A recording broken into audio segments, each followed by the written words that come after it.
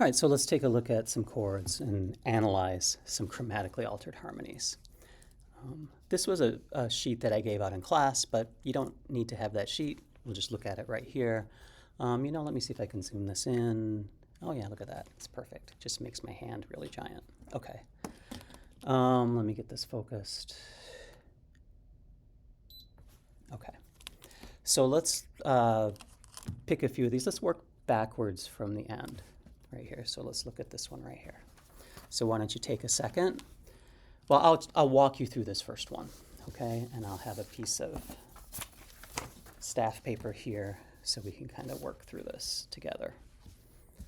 So here, if I look at this chord, I see there's a C, E, G, and a B flat chord, and a C, E, G, B flat. I'm just going to write them as letter names because I would just do this in my head. I don't need to put it as notation, but whatever you need to do is fine. So first question, is this chord chromatically altered? And yes. So this chord is potentially a secondary dominant. And by secondary dominant, we right now are looking at 5 of something and 5/7 of something and their inversions. It's possible to have a leading tone diminished chord, like a 7 of something, but we haven't talked about those yet. So we're just looking for 5 of something and 5/7 of something. Okay, so this chord right here is chromatically altered. Next question, is this a major triad and a minor seventh? And yes, C, E, G is a major triad, and C to B flat is a minor 7. So this could be a 5/7 chord. Now I see this is inverted right here with the 5th in the bass, so let's go ahead and just write 5/4/3 of something. Now, C is the root of the chord. C is 5 in what key? All right, so we have a key, and the 5 chord equals C. That would be the key of F.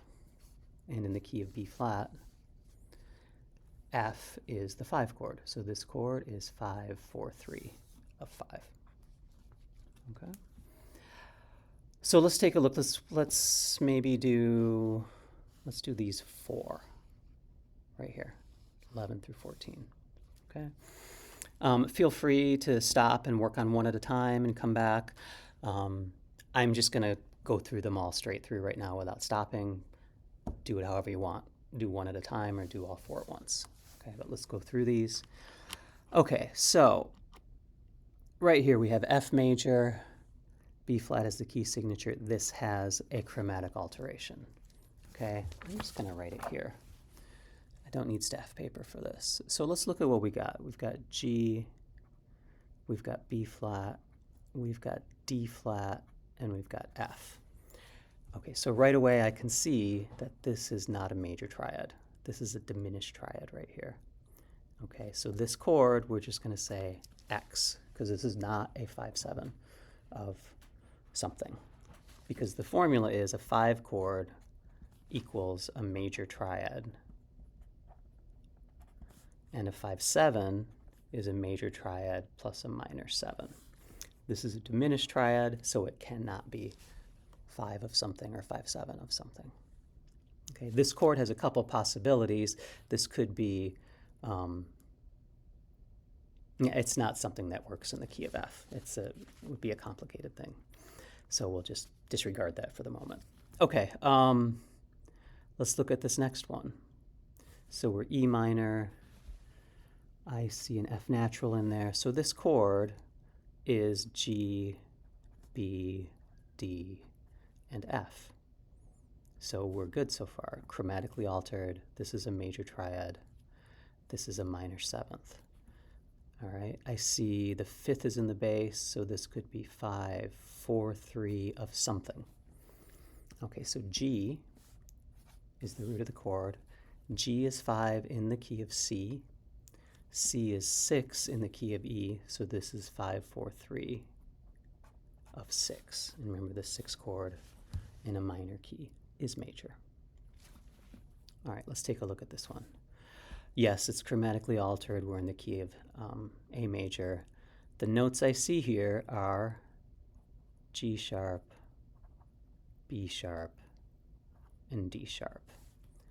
Is that a major triad? Yes. Remember, GBD is a major triad, so G sharp, B sharp, D sharp is a major triad. This is in first inversion, so this could be 5, 6 of something. G sharp is 5 in the key of C sharp.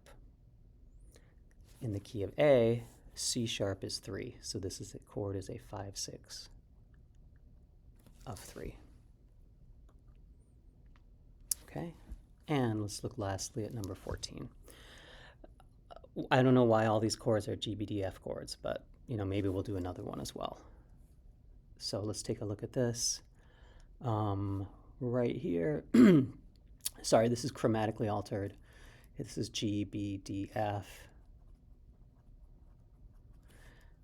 Okay, yes, that's a major triad. Yes, that's a minor seventh. Now, I don't know if you remember this, but I've brought this up a bunch of times. This is a G chord right here. G is the key. Whenever you have the 1 chord made into a dominant, it becomes 5, 7 of 4. That's what a chromatically altered 1 chord made into a dominant is. It's 5 of 4, because 4 is the next chord in the diatonic chain where you go 1, 4, 7, 3, 6, 2, 5, 1.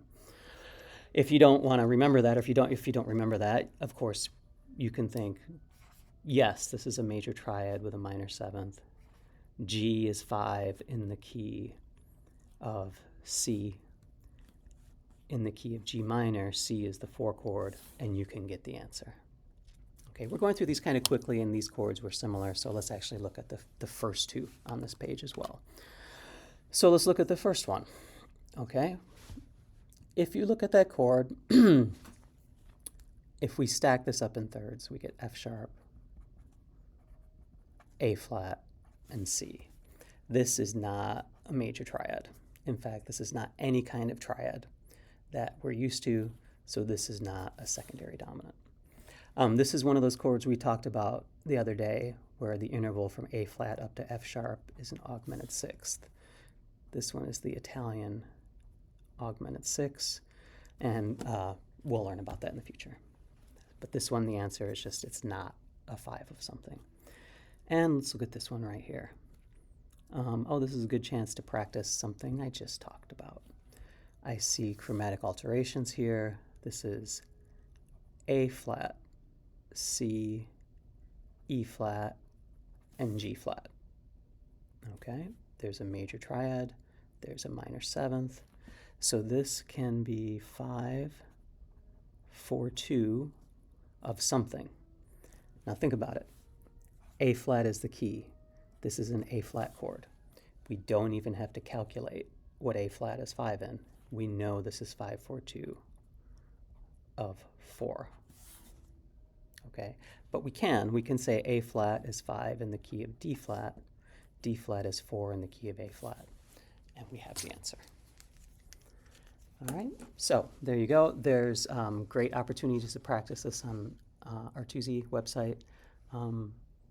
Even if you're not in my class and you're watching this, if you go to Artusi Music website, you can get an account and do drills there for free. So check it out for further practice. All right, this is part 2. Next, we're going to look at this short analysis piece right here. Feel free to grab a screenshot if you want, or just wait into the next video. It would be great if you did the analysis, and then I'm going to walk through it with you. Okay, so I will see you there.